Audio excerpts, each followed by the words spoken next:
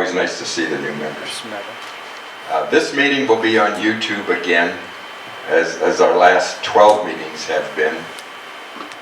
Dave's doing the camera work, and Kevin Goulet, who is still vacationing in Arizona, will pick up the feed from this and put the video together and get it out to us probably next week. So he's been doing that for the last over 3 months, all remotely. So sometimes IT is amazing. Dave doesn't feel that way right now because this projector has again failed to work from our computer. So we've had to go back old school to our own projector. Let me hit the coming attractions, then we'll do the tool raffle. Friday, May 15th, we're going to have a special tour. We've never had a tour on a Friday before, of Vogue Furniture in Royal Oak. They're a builder of high-end custom furniture and more. When Sam Beaufort was here, they mentioned that some of their students graduated and went to work for Vogue. Ed has contacted Vogue and arranged for this tour on Friday, May 15th. Ed's got a sign-up sheet. Can we still take more names? Ask them how many people would like to go and haven't signed up. Okay, how many people think they'd like to go on the Vogue tour and have not signed up? Luke. I'm seeing 1, 2, 3, 4, 5, 6. 40, huh? We're limited to 40 people. 40 people, but we've got 28 so far. You're okay. Okay, so we're good. Limited to 40, they're going to take 2 groups of 20 max. You can go online to Vogue Furniture. It's going to blow your mind. Ed has already visited them. He's an amazement. And it takes a lot to amaze Ed. Next Sunday meeting is May 17th. It's going to be a member, Jim Demers, who was a professional cabinet maker, going to talk on the art of cabinet building. I've not met Jim. By any chance, is Jim here today? Okay. He's been working with Larry Last, who could not be here today, and they have arranged that presentation. Then on Saturday, June 13th, we have a tour of the Allen Park High School wood shop. Dan Holowicki is arranging that, and he has a sign-up sheet. How many names do you have so far, Dan, or is this the first round? This is the first one. Okay, and how many can we? We're going to be limited to 40, I believe. 40 people. So come and see Dan and sign up if you're interested in that. Saturday, June 13th, the Allen Park wood shop. Pass it around. And that's, both of these tours are free, no cost to us. And for those of you who have not renewed your membership for 2026, if you're here and have not renewed it, see Dave when he's done with the camera work after the meeting. We'd like to keep you in the fold. All right, Ed, tool raffle time. Okay. Gary, Yes. one comment. I'm in the process of downsizing. And I've got a cabinet there full of pieces of wood that were too good to throw away, that I haven't used in 20, 30 years. Okay. And I have like maybe 10, 12 pieces in the back of my truck. Here The today. meeting, I'll back up my truck here, open up the tailgate, and everybody wants to even have it. No price. Free. All right. You may be stampeded. They're actually big chunks. Okay. Probably good for late projects where somebody want to slice them for thinner stock. All right.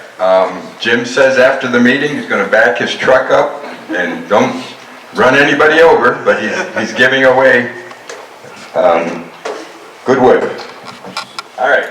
Here's our 3 prizes. Hopefully you've had a chance to... Jerry, just quick. Yes. When is the judging of the high school thing? Mites. The mites? Yeah. I thought it was May something. It's May 6. 6th. That's a Thursday, I think. Yeah. Thursday, May 6th. I can send out an email to those that have signed up for it. I think 15 of us have signed up for that. Thursday, May 7th. Wait, May 7th. It's Thursday, May 7th. Yeah, I got it in my calendar. I haven't Thank heard you. I haven't heard anything since the very first email back from her. Nor have I. She said that as it gets closer, she'll send out an email blast to all the judges. So actually, I think maybe we'll wait for that since we got a little bit of time. Yeah. But I'll be watching for it. Okay.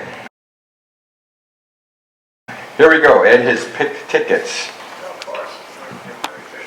Very efficient. Here goes number 1. Last 4 numbers. 1804. 1804. Rick. All right, Rick. Yeah, I'll take him. Okay, 1, 2, 3. You got it. Next one. 1778. All right, Paul. Hammer the marking gauge.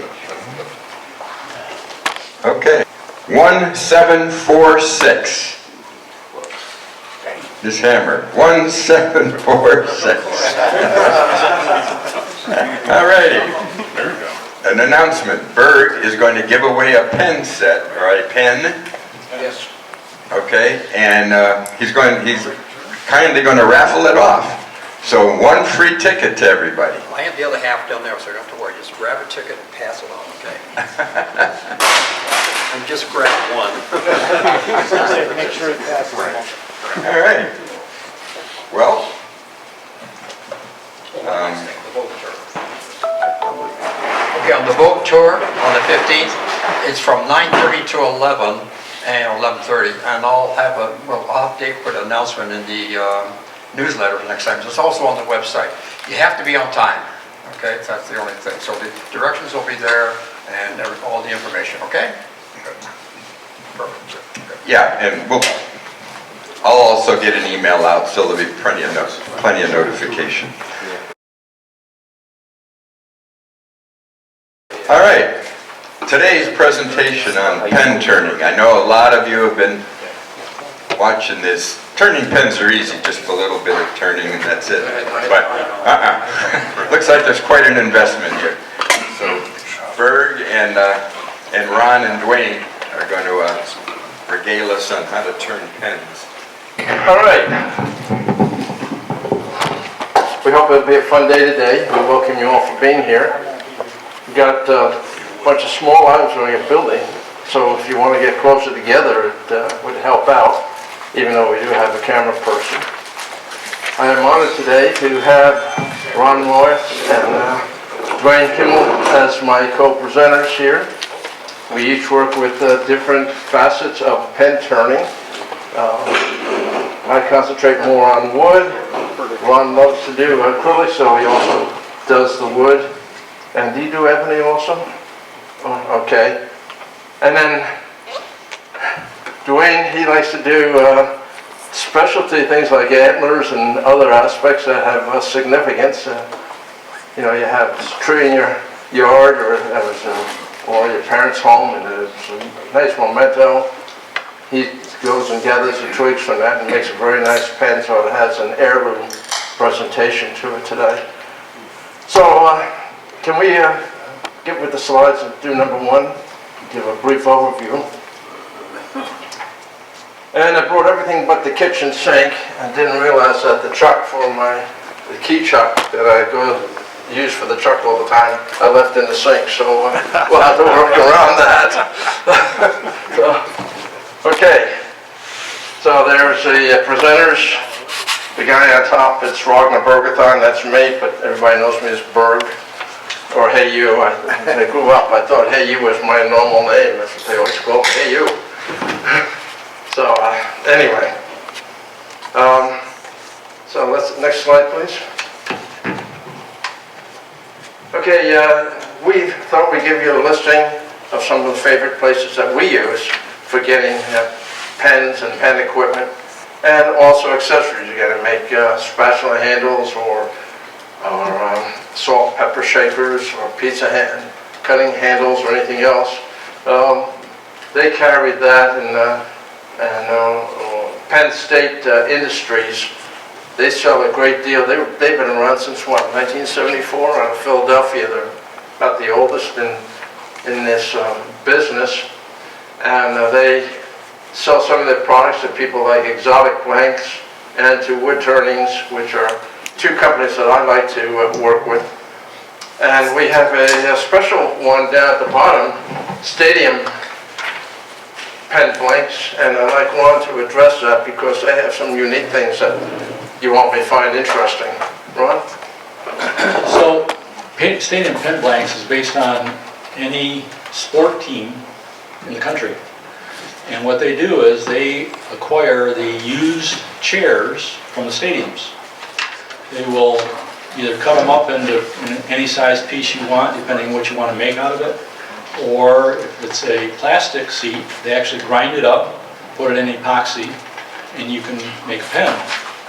I've made several of those with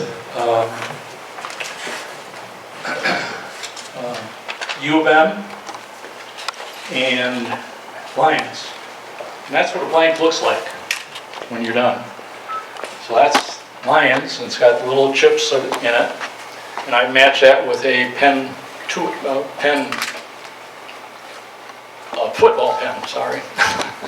And it's well received as gifts.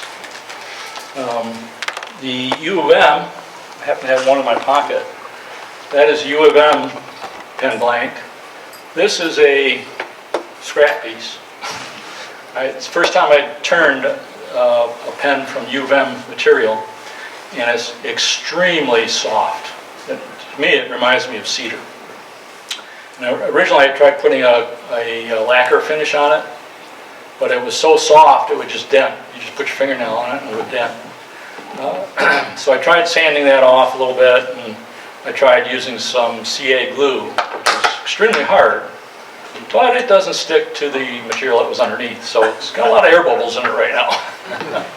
But that's what I know it's hard to see, but that's what a pen, football pen looks like that they provide. There's a couple of different companies. I personally like this one the best. It's got football for the tip. It's got yard lines on the barrel. There's a stadium on the top. You can see inside the stadium, and there's a football player for the clip. So they're pretty unique and make very good gifts. So that was from a seat, a stadium seat of some sort? That's right. Softwood? Yep, out of the stadiums. This is the certificate of authenticity that they give you, and that goes with your gift to anyone that you're giving this pen to. And it has on the back, you can put your name on it. So that makes a really unique gift, and it's well received. While I'm at it, there is one other pen I like to make. I don't know if you're going to talk about the olive wood or not. You can talk. Okay, so one I found, and it's probably the pen I sell the most. I don't go out to shows and sell stuff just to friends and so forth. But it's a Faith, Hope, Love pen, so it's very religious, got crosses on it and all kinds of stuff. And you match that with Bethlehem olive wood, which certainly has a significance. And they also give you a certificate of authenticity. It's not as dramatic as the other ones, but it's a smaller version. It just tells you that, yes, this really did come from Bethlehem. So they make really nice gifts. Okay. Why don't you stay over here, and then as we go through the tools, you can show what they are. Okay. Next slide, please. Yeah, I will. Should we go through?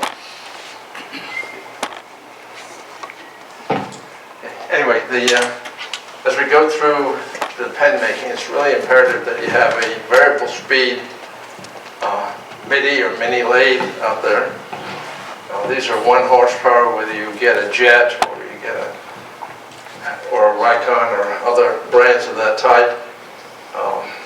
It has to be a decent quality. You want to keep your vibration down.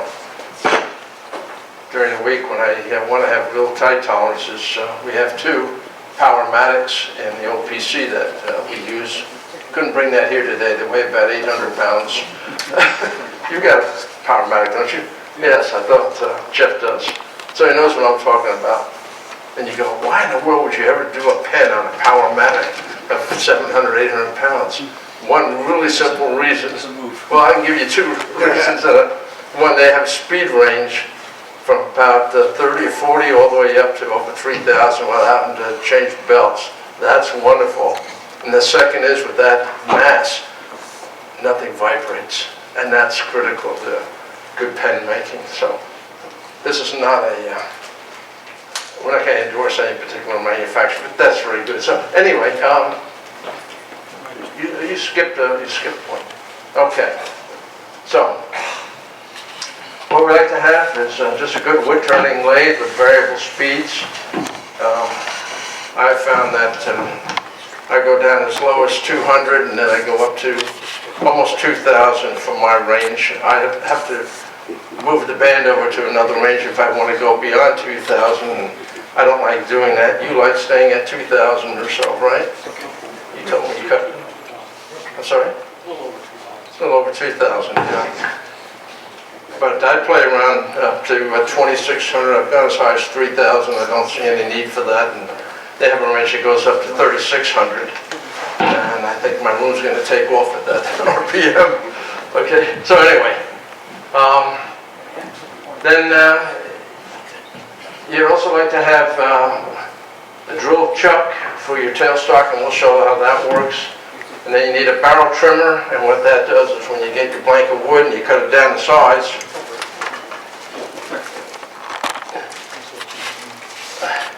what gets fitted with a brass barrel. And the brass barrel is not as long as this piece of wood. This is walnut. It comes down to about 2 1/8 inch in length. So you have to trim it down to the right size, and we'll go through that part of it today. And then you have to have an extra long drill bit of the type that's used for the particular pen. And almost every different size pen has instructions that you use a 7, 8, 9, or 10 drill in millimeters. This is a 7 millimeter. This is a 4.5 inch unit. They're a lot more expensive than a normal pen. For those woodworkers really interested, it has a parabolic groove in it, right? And I learned how to spell that. So, but they do a very nice hole cutting in there. And then the wood turning. And you know, you see the recommendations of what kind of tools to use. And everybody wants to have either carbide, or they want to have original normal lathe turning, or anything in between. And negative rake scrapers are very good. So generally, we trim down using a roughing gouge or a spindle gouge. This is a traditional Robert Sorby roughing gouge, 3/4 inch. You have another one here, it's more like a spindle gouge. Was it 1/2 inch, 3/4? Yeah, okay. And then as you get the pen blank turned, you then got to use a skew or a spindle gouge, or this is a Spindle Master by Robert Sorby. Works like a skew, except you don't get catches on there. Fun tool, I enjoy that. Or you can use carbide tools or a negative rate scraper. You want to talk about the benefits of that? So, you could slide the negative rates. Can't hear. Yeah. Here. Okay. So, I do a lot of acrylics, and acrylic is a very hard material. What happens is that when you're turning it with another tool like roughers, it actually pulls little pockets of material out, so you get all these little dimples in it, and it gets hard to clean it up. That's the purpose of having a negative rake scraper, which you can use this. So this gives you 3 different styles of tools. Normally you don't see a tool on an angle like that in what we do for turning, but the negative rake is a little different because, and I drew this picture, you can tell, that the angle here typically is anywhere from 10 to 25 degrees, and then you have enough backdraft here so that you're not hitting material at all. And that's the bottom angle is normally 40 to 50 degrees, so they have an occluded angle of 50 to 75. What this does is it takes pressure off the tool, and it's not as aggressive as a regular scraper or a regular bit, but it does do nice work. It smooths it out very nicely. The chips are much smaller typically, and the tools hold up quite well. The one I have is just an insert. You can turn it around. So if you do dull one side and too much use, you can just turn it around a little bit. You got a nice sharp blade again. There's a lot of woodworkers who will take a regular tool bit, like these scrapers and so forth, and make those in a negative break. I saw one video of a very prolific turner who had just walls of tools, and he's ground all of them to a negative break tool except 2. So, you know, it's a matter of preference, but I did find that, especially on the acrylics, that works really well. Yes? Could you just use the standard flat angle, raise your tool rest? Probably could. Probably could. Just like a regular scraper, you would do Just like a that. scraper, raise the tool rest Right. to give you the same impact angle. Would you have to be taller? I'm 6 foot, so I'm good. Thanks a lot. Any other questions on that? Chance of gravity. It really doesn't.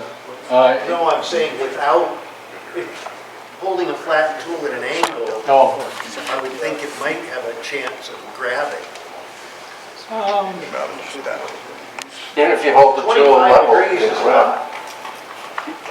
That's pretty steep. with carbide tools, normally you want to be on the center line of the cut. If you're up here, it probably wouldn't matter too much. If you're down here, it's just going to push the tool away. You're going to have to press even harder. But with this, if you keep this level and keep it roughly on the center line, it doesn't push away at all. What angle do you use? I don't know what that tool is. I thought you said that you do 10 to 15. Yeah, normally they are within, the top is 10 to 25 degrees. And some people, from what I've read, some people like different degrees. I just bought a tool and it works great. Don't really know what that one is. Sorry.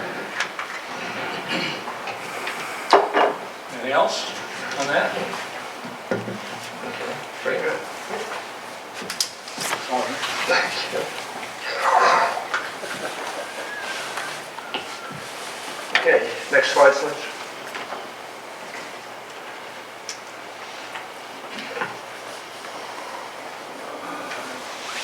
Okay, so we went down carbide tools, and then you have to have a manual shaft that's used. It's called a mandrel, and you'll be watching that in action today and different ways of securing it.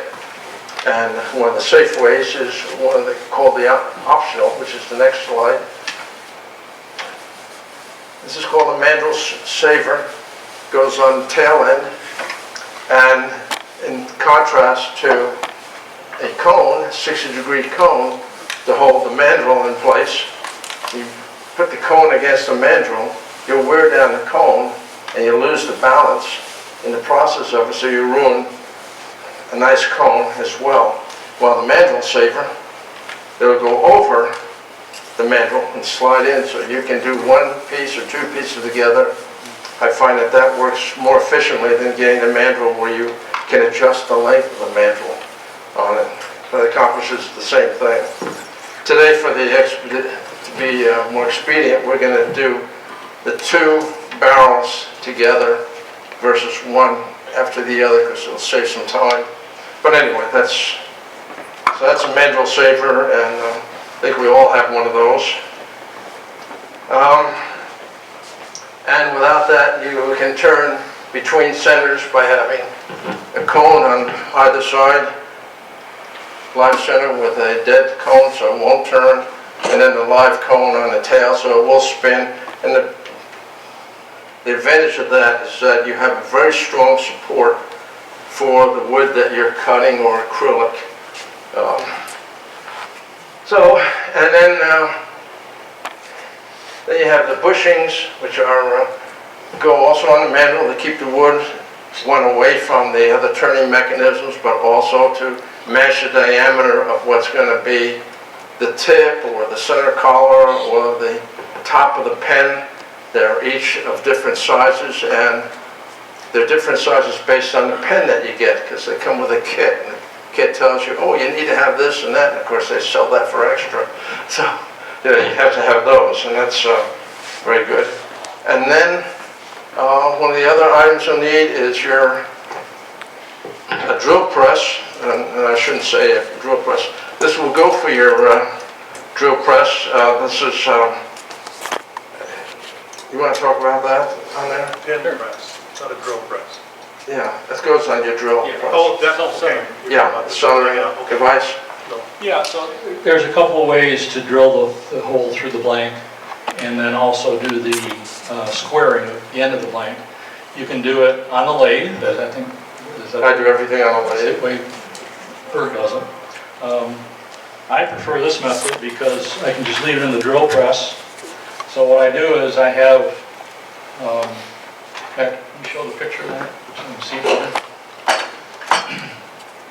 So I just put a straight rod in my drill press, put the vise under it, close it, clamp it down, and I'm on center. I've used it that way to put holes in balls that I use for wheels on some of the toys. So again, just very simple, lock it in place, clamp it down, and you're always on center. So you can keep taking parts in and out with only just turning the crank. So it works very well for me. Okay. And then you have your bushings, which go on your mandrel, and they're usually metal, but then you can also get the ones that are in fiberglass. So if you're going to use like a CA finish on there and you use an accelerator, the CA will not adhere to the Delrin plastic, so you don't glue up your whole mandrel and the whole mess. You just have it controlled. So that's why they use those. Okay, and then you have a buffing system, 2 or 3 wheels. This happens to be a 3-wheel one. This will go into your chuck, and then we'll show you later. Fits out, secured on this side. You got your linens and go over to your cottons, and so you go from abrasive to medium abrasive to ultra fine, and use that for buffing up your system. It works really well for acrylics. On the wood ones, I don't find it that much necessary because, well, I guess it can help some because we use a carnauba wax, which we put on top of your friction finish, and carnauba wax is, I have a chunk down there, very, very hard wax. In the beginning, I even used a butane lighter to try to soften it up because I wasn't certain I was getting enough of it on the pen. But you do, but it's, even if it goes on a buffer wheel, it's still very heavy wax and difficult, but you can buff that up to a very nice finish. Yet for wood, I like a soft finish. It still is soft but glossy. On the acrylics, buffing wheel can really get you a shine like the one that you showed at the last meeting, which was a superb example of that. So those are accessories. I think we all have those as necessities. Just makes it more fun. Okay, we'll get just, can we get the next one, please? Yeah, okay. You know the drill, having your PPE, breathing mask, safety glass, hearing protection, face shield. We're not going to use most of that today because then we can't talk with you. And it's not as dangerous as if we're turning a big bowl or something else. A vacuum system. You have a wonderful one that Ron brought in. It's very quiet, but we'll only use that sporadically as we get shavings that pile up. But we don't. You have such a small amount per pen that you make, I don't find it to be a problem to have a vacuum on all the time. Even at home, I don't keep a vacuum on all the time. And then, of course, good lighting. And again, we're not home, but I'll tell you, I use like a spotlight like this, which I can keep on top or down the side. And if you have a jet, I think you guys have a magnet up there, don't you? I've seen it, what I can put up here, which is very nice. But as you try to take the wood blank and get it down to size, you're drilling in there, you're looking at it, and as soon as you see the brass, you have to stop. And so you get a nice highlight in there. You can see that you have now touched the brass. And you can hear it too if you're conscientious about what you're doing. But that just really helps. So, okay, enough of that. Okay. Okay, next slide, please. And here's where we find a difference. When we take the blanks and we get them down to round and to the shape that we would like, we sand. High quality sandpaper starting off at 180, sometimes 220. With the Spindle Master, I have it such that I get a smooth surface equal to 320. The pros can get up to 400. They get somewhat softer, and I asked a couple of the guys, in fact we've had two of them that were presenters here about 5 years ago. And the reason they can get it up higher is that even though this looks glossy on the back, theirs is polished even more, and that allows them to get an even smoother surface. But I'm happy at 320, you know, on there. And then that's dry sand. When you deal with acrylics, you get a wet sand. Or you're supposed to. You know, he's nodding up and down. We didn't rehearse this part. And then we'll show you that we go to a micro mesh, which is 9 different little squares. And we'll show you in here with the different colors. They go all the way up to 12,000 grit. And we try to clean off after you go through each grit so you don't have particles and such in there. And then when that's done, then you go to the finishing. And that goes into like 2 classes. Let's just talk about wood. You have creams like Yorkshire Original Grit or EEA Ultra Shine. This is the Yorkshire. That has an abrasive in it and it has a wax. So what you do is you go out to a finisher after that. That abrasive is like 800 grit. And with the wax and such that's in the wood, Yorkshire or the AAA, it sort of fills in all the pores. But I like to go all the way up to 12,000 in the sanding, so what's the sense of putting a AAA or Yorkshire on there? I've canceled that out. So what we'll do is, I left out the line.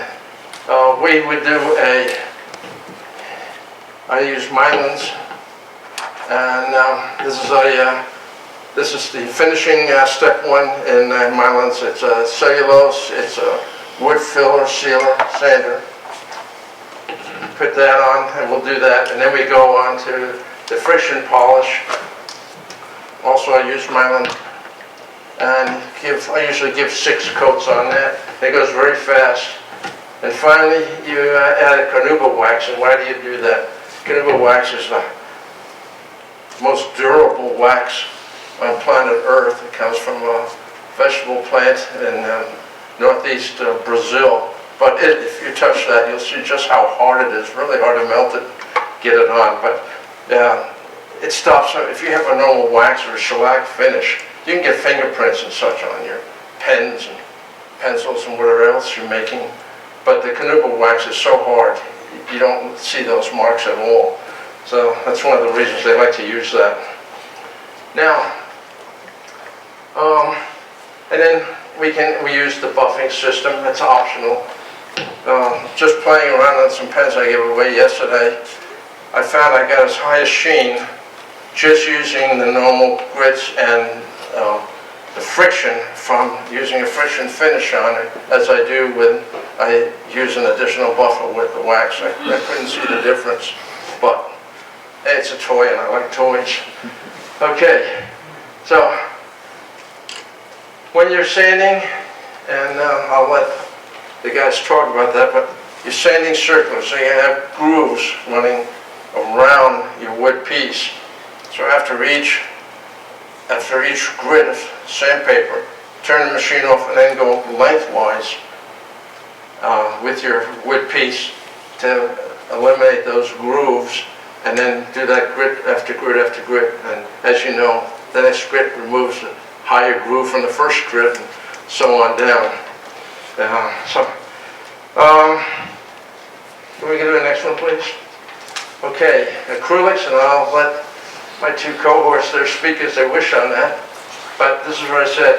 We use a wet sand on the acrylics versus dry sanding on the wood. And two of the popular finishes are the Craftex 2020 plastic, which is Ron's favorite. I made a mistake. I was looking for a smaller container, so I did have it. That's yours. Yeah. I got the one step, which is also popular, but I don't like this nearly as much as Ron's choice for the 2020. So, not that I should give a product endorsement one way or the other, but I like the 2020 better. So is that the 2020, that larger bottle? Yes. Yes. Okay. And Ron, why don't you just talk about your experiences with both that you found 2020 gave you? When I started doing the acrylics, I started using, I guess it was this one. Yeah, one step. It just didn't work as well for me, and it's green. And on the ends, sometimes I'd have green left over, sticking to the ends where it could kind of seep in next to the bushing. So in fact, now I still do it. When I finish turning them, I take a piece of real fine sandpaper and just put an end down and rub off those ends. Because whether you're using a polish like that or a friction polish, you can get some buildup in that end because it seeps in between the bushing and the end of the plank. So, and then I tried 2020 and I just found that works a lot better. Gives me a nice smooth finish. I've got a pen here that my wife has used for 5 years. She likes purple. I'll pass it around. It's about a 5-year-old pen, and you'll see that there's no fingerprint marks on it. It looks as good as almost as they do. So I really like that. Question, Jeff? When you're wet sanding, are you using water or salt water? Water? Yeah, there's no water. This is what I use. Again, I even upgraded to a little holder. It's got all the grits on it, and it's got a place for water. So that's a magnet, just slaps on the side of the machine. Works well. What's the cost of them? Cost of the grit, the mesh. Without the case, it's about $21. Yeah. But, The solutions. say again? Oh, the solutions like 2020. They're not that expensive. I don't $14 remember. I think for them. Is it? Yeah, it's not bad. It lasts for a long, long time because you're not using that much. In fact, just so you know, I brought a few of the Penn State Industries catalogs over there. It has all this stuff in it and prices. There's just a tremendous amount of blanks that you can look at. The acrylics. One thing I like about acrylics, there's only so many colors of wood. There's no end to the color in acrylics. I mean, you can mix your own, you can buy them. They have hundreds and hundreds of different styles of acrylics. But as we get into the production process, I showed you the parabolic drill and how you drill out the wood. We're not going to go through that part because that takes too long because we're going to use an epoxy solution to seal the brass into the wood, and that takes a period of time to dry it. You know, you have 5-minute epoxy, but it's not ready in 5 minutes. But you can drill that hole at 500 or 900 RPM, and I like to be somewhere in that range, maybe up closer to 900 as I do the drilling, because that's what I've used if I'm using a drill press. But acrylic, you have to go real slow. I go down to 200. I found when I'm much above that, I'll melt the acrylic, and then I have a real problem. Have you had that issue? No.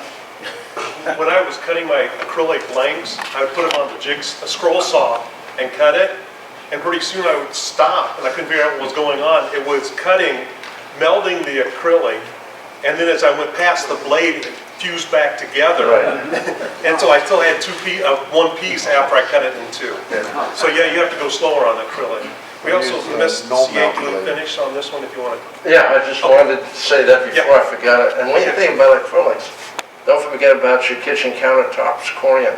It's been around for 50 plus years, and it makes for some really nice pens on that. And you may have some scrap around from your house or neighbors that's redone their kitchen or something else. And just glue the pieces together, because Corian is generally a ½ inch, and you just glue it together, and you'll never see the seam. Okay, but I wanted to say the difference in the sanding. And with the micro mesh, when it seems like the pores are all filled up, and you say, well, I got to throw it away. You don't. You just wash them, and then it's brand new again. It's wonderful. It's a silicone solution, not aluminum oxide. And then CA glue type finish, CA. You sand up to, some people go up to as high as 1,500, others stop off at a lower level like 800. And then you put apply up to 6 coats of CA glue at a very low RPM. They recommend around 100 for that, and then you sand the bumps at 300 and finish with the same way that you do in acrylic. I don't personally use that. Do you guys use CA? Okay. Well, to me, the reason I don't use it, do you use I it? have, but I don't like it any more than the other. The product friction polish. Okay. Well, I like the softer, more mellow finish that you get off of a friction polish. Some people worry that the CA glue can get brittle after a couple of years, which is why they don't like to use CA glue when you put your brass barrels into the wood. For that same reason, it doesn't hold up as well as, say, an epoxy glue. But do you like CA glue or not? I don't typically use CA glue as a finish, except for those bench seats that are so soft. It gives a nice hard finish on it, and it's really hard to dent it when you use that. Otherwise, pens I use friction polish. What about quartz? Can you use quartz? I got a lot left over from the counter. Quartz is 93% resin, right? It's 7, therefore about 7%. That's good. Quartz, yeah. But Corian's better. Well, Corian is just all plastic, so quartz, you have a metal in there. I haven't used quartz myself. Quartz is pretty hard. Quartz is pretty hard, very dense. It'd probably Can be you tough. turn quartz? Yeah. Anybody here use quartz? Corian, I just wanted to mention about Corian. I mean, you can cut that with a rough gouge, but it's very cancerous. I had a friend that died from it, throat cancer or something like that, but he had some other health issues, but you have to use a very good respirator with it. Okay, did everybody get that? Okay. It's very toxic to humans. Still good something. So you don't want to fit that in this, but we don't mind cutting it daily on the cutting board or anything else for our foods, right? Okay, I think I get that equation. All right, now we get down to the production side of it. I was expecting that we would turn the acrylic pens first, just so you can see how wind turns it and the impact of that. and then we'll go through the wood from just about start to finish. Ron has requested that he'd like to, since we're going to start on the wood, be working with the wood all the way through, we finish that up, and then he'll show you how he does some turnings on the acrylic, so you all get see how it works and how the two different material bases will connect. So, you want to show the average blank? The blanks come in, Jim, you got them over there, right? Just a couple. They generally come in 3/4 to 1 inch in width as a square, and 5 to 6 inches in length. When you look at a two-piece pen, they generally are 2 1/8, thereabouts. This is half of one. That's one piece for the two. Yeah. But we had the blank over there. Ron, you had a couple then, didn't you? I got a lot of blanks. Just one blank. I got tons of them. Okay. That's the way you buy them. And when you get acrylics, it's not always as polished off as the wood. I've had twists and turns and everything else in acrylics, but they do look beautiful once you get them done. So anyway, just wanted to show that to you. And then when once you get them, you have to put it in you can use a drill press, or I do everything on the chuck, and I find it a lot easier at home where I had my chuck key.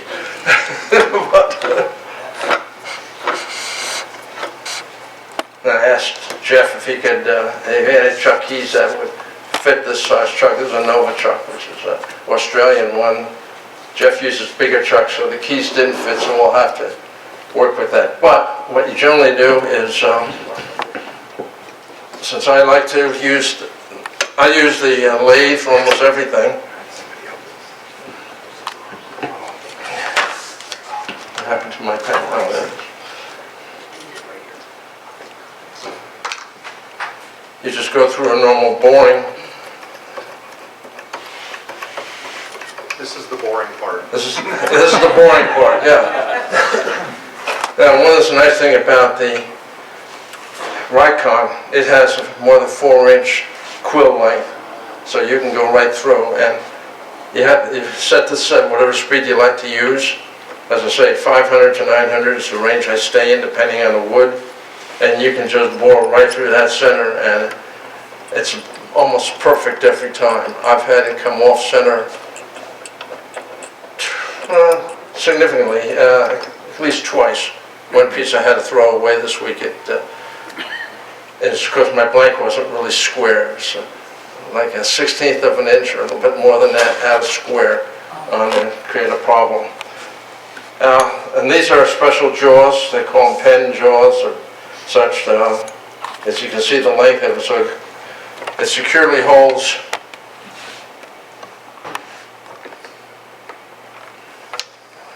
See if we can let's try to open this up, because we're going to use it as we go through.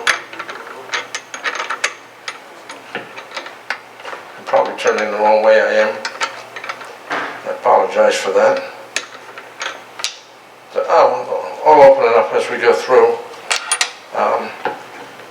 But anyway, you'll go in there, you'll drill your hole through. Once you have your hole through, then you put in a little brass rod. Should be of the size that comes with your kit, or if you don't have it with the kit, you can purchase the brass and cut it down to the length you want. And I think I have some that are, why don't we just pass this around. What I wanted to show you with these brass rods, this one you'll see is all buffed up. You were done with wire brushes, or a lot of us just use like 120 or 150 grit sandpaper. And can you see that, Dave? Okay, I'll just pass it around. But you'll see that by having it roughened up, it creates a much more better surface from when you put the epoxy on to hold it on there. So that's the type of finish. And I just give a few grinds with a 150 or a 120. I like 120 because it's a more aggressive grind that I get on there. And it doesn't take long, and then you throw some epoxy in, and There's 2 steps for that. You start in one end, push about 3/4 of the way through, put some more epoxy on, go in from the other end, and then you'll use a push rod and just center it. Now, the one time that you definitely want to do more than just center it, if you're trying to follow a grain pattern on your particular wood, the grain pattern is very unique and you're happy with it, you want to keep that grain together as much as possible, you're going to have 2 areas that will present a problem. One is that you're going to have to, we'll show you, we're going to have to square out the ends, and that can take a good 1/8 of an inch off of this end of the wood and another 1/8 of an inch off of this end. So now all of a sudden, where your grains match perfectly, like in here, you're going to have a gap of 1/4 of an inch of where the wood doesn't finish off as nicely. And then you may have a collar in the center of your pen, and that creates more space. So what I found, and I guess every other newbie finds, if I'm going to worry about my grain on this, the part that goes to the collar in the center, I don't push the brass in as far as possible because I know I've cut it square. So the only thing I need to do is just make sure the end is square, but I have the brass as close as possible to that end so I can keep the grain pattern as close as possible. Other than that, I don't really care. But that's something you should just consider. Okay, so let's get down and, so these have already been drilled out. The brass has been roughed up, the epoxy's been put in, and now what we have to do is we have to square the ends. And once we square the ends, then we can go through the shaping process. So we'll put this, I normally use just one pen at a time, one blank at a time, but for today, for saving time, we'll put in both blanks. And your kit will have a set of bushings which can be of different sizes, and you'll see they're very small. You get what they call the slim line, which is a really basic design, but wonderful to work with. All the bushings from the tip of the pen to where your cap is, they're all the same size. So that's fun to do. Slim line, you got 3 different sizes. So we're going to put that on here, but you have 3 sizes wide. Of course, we have a collar, which is in the center, and the pleasure of the collar is I can then make a fatter barrel, and some people like to have a heftier type pen without getting to the real big heavy ones, or people don't care about that and they want to have a thin pen, then the bushings are all the same size. So in this case,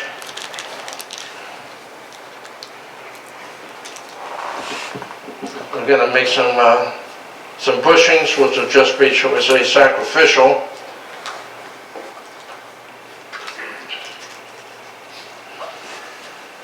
Bear with me a moment. So while he's doing that, I'm going to pass this around. This is an antler, deer antler, that I've drilled out and put the bushing in. He's talked about the bushing. The bushing goes in there for a couple reasons. Number one, so that you know exactly that the whole pin's going to go together correctly. But it also protects the material. Sometimes the material, like the seats, are very soft, and so you don't want the inside wearing down. So you're going to have a brass tube there that's doing all the work while you're using your pin. You're twisting and all that, it's going to be protected. I think most people know that, but if you didn't know. And so what I have this one, and it shows you that on this one, as he was saying, the tube doesn't go all the way to the end, not exactly. And the other thing you'll see is that the ends aren't square. I just took them on a scroll saw and cut them off about the right length. What Berg was talking about is now you have to square that up. You can see this one especially is really at an angle. And so there's tools to do that. And that's what he was talking about, that you can do that. But the brass is going to go in there and stay in there. And what Berg was talking about is you can, after you scrape it, and you guys saw the sanded one, you can put CA glue on there. And boom, boom, real quickly, you're ready to go. As Berg said, though, that's brittle. And I've had a couple before, 2 or 3 days later, I'm finishing everything up, and all of a sudden, this just starts spinning. on the bushing because the CA glue broke. So Berg likes the epoxy better. You can epoxy it and they'll stay in there and hold that bushing inside your pin blank much better. Because you want that brass tube in there forever. The end goes in there and gets actually pushed right into that tube. There's like a brass end on most of the pins.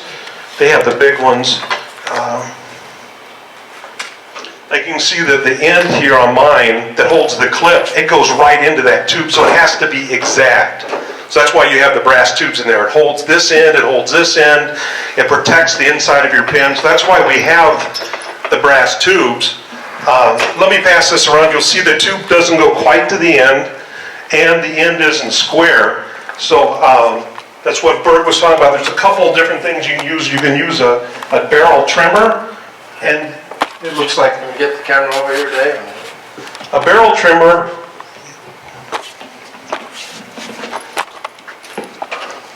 And I sharpened that up this week too. You can see how the tube slides right over that, so it's square, and then this is very sharp, these 4 blades here, and it trims all your wood away right up to your brass. It'll actually go through the brass too. If you push hard, it'll just start eating the brass away because brass is soft. But so that squares up your wood and takes the wood up to the brass. And then you just do it the other way, and now you've got the perfect length. You've got your tube glued or adhesive into your pin blank so that it's going to stay there forever. And so that's what he's talking about, the brass tubes and the end squaring up and all that.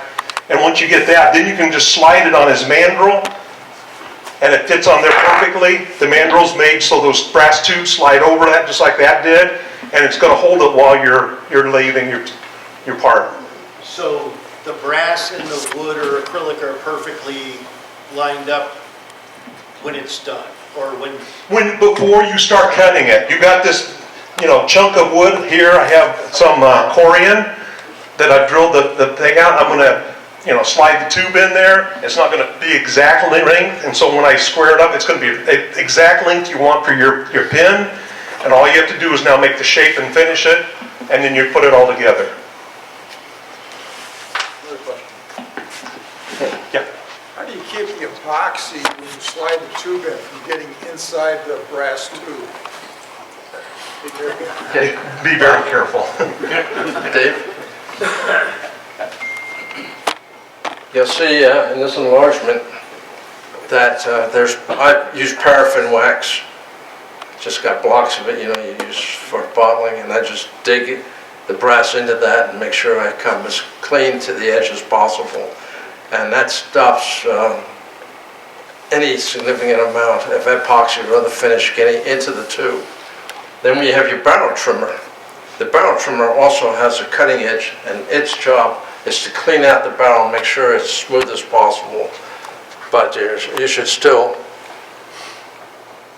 use a wax or some other type, again, just normal candle wax paraffin works just fine for that. That's interesting. Neither one of us do that, but I've had problems with that before where I've got some, even CA glue can get inside it, and all of a sudden you start putting your mandrel into it, and it won't even go in, and I have to take a drill bit, the right exact diameter, and get it out or whatever. But if the paraffin, if you put it in there, it's going to keep it from getting inside your tube.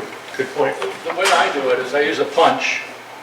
I slide the tube on the punch, and then when I'm putting my epoxy on, I start in the center and just go up and out, and then down to the punch side. Basically, that keeps it out of it. I have had a couple instances that it did get inside, so it's messy, sloppy. I just used a file where it was rough, took it out. It's not that big of a problem. No, but this alleviates that problem. Yes. And if you have anything else in there, it will drill it out and give you a pretty smooth chamber in there. It's designed to do that. And this comes in different mandrel sizes or bushing sizes. So if you need a number 8 or a number 10 size diameter, these are interchangeable. This is made by Whiteside. This is an HSS steel on that. They do have one that is now with a carbide tip. I've not used that. Ron, you have the carbide? Okay, I've seen them, but I've not used it. Now these work really well, and then I carry around the little cord here. It's 1200 grit, and I'll just do the edge real tight to make it just look as far as what I need, okay? So, I think we're ready to power up, and I hope this will hold well enough. If I need, with the first 3 rows, please be ready to evacuate, okay?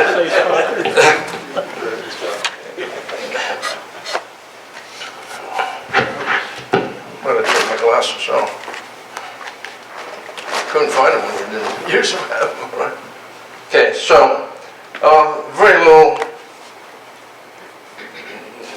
material will be thrown around while we go through this process. So I'm violating the PPE that we would normally follow, because when I work with the lathe at home, even on this, I wear a full mask down there. It's just added safety. I was at a demonstration on Powermatics, and they're 220 volt, 2 horsepower plus, and the guy up there, he had a burl, it was maybe 15, 18 inches in diameter, professional turner.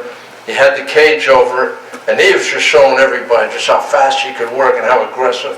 He didn't have any mask, goggles, anything on, and he took his Robert Sorby extra long length, went into it, it shattered, it came through the cage all over his face.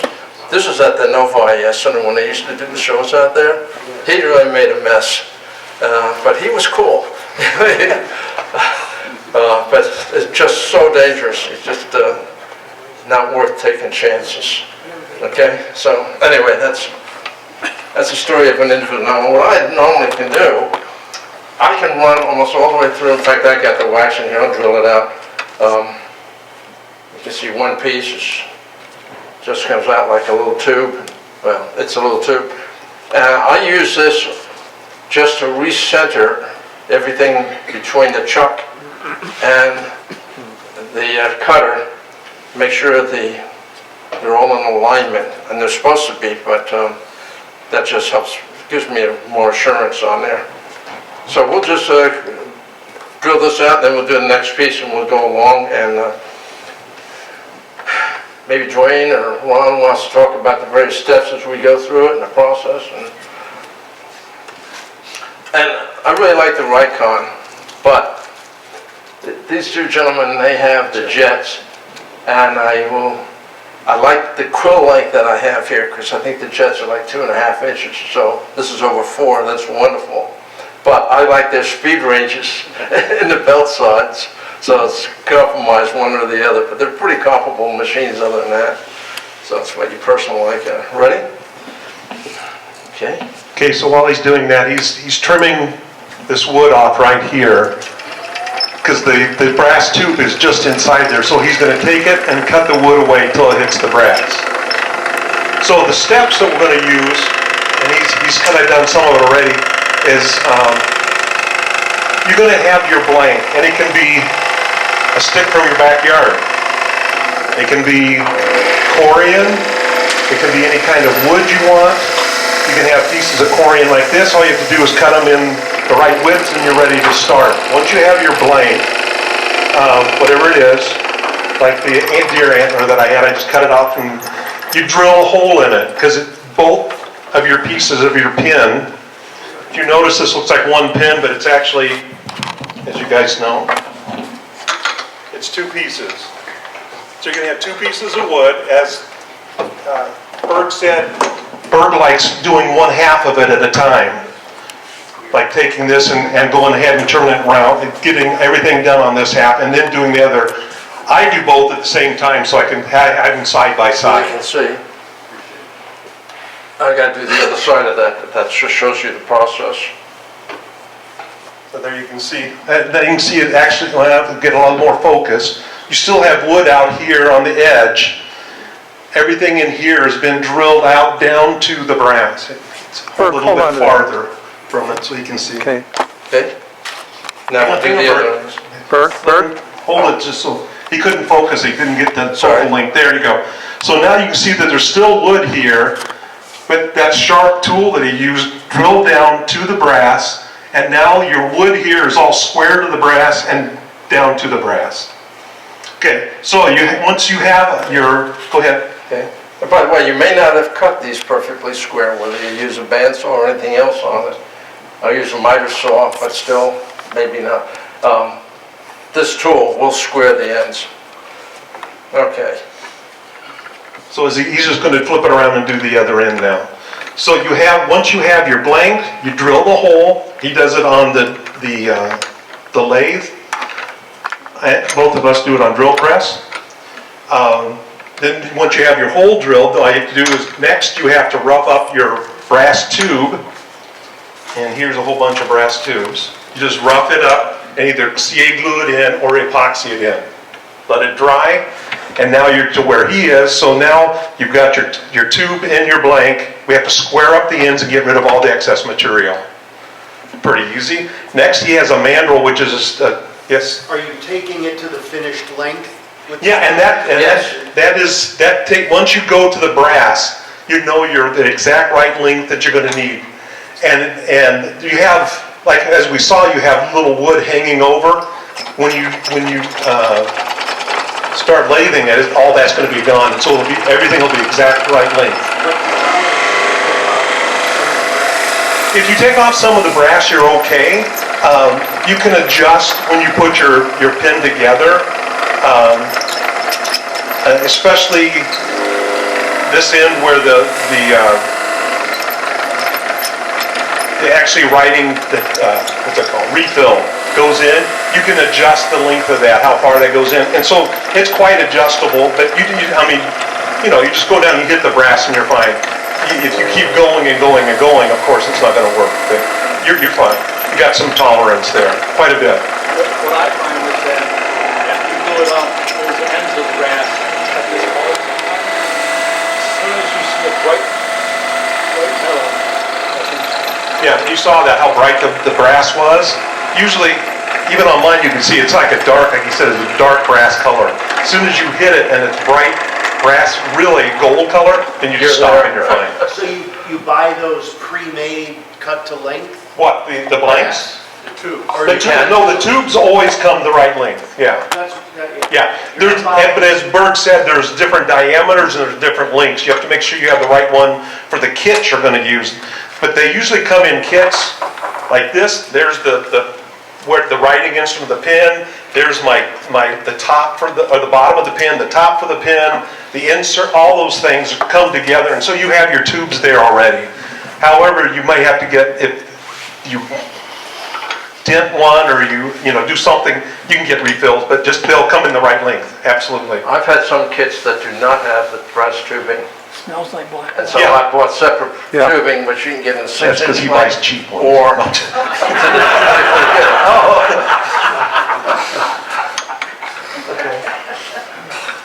So then you've got your two pieces. You put them on the mandrel, which is just a metal rod that's held in your lathe, and they slide right on. And you tighten it up and it's held, and then you start lathing away.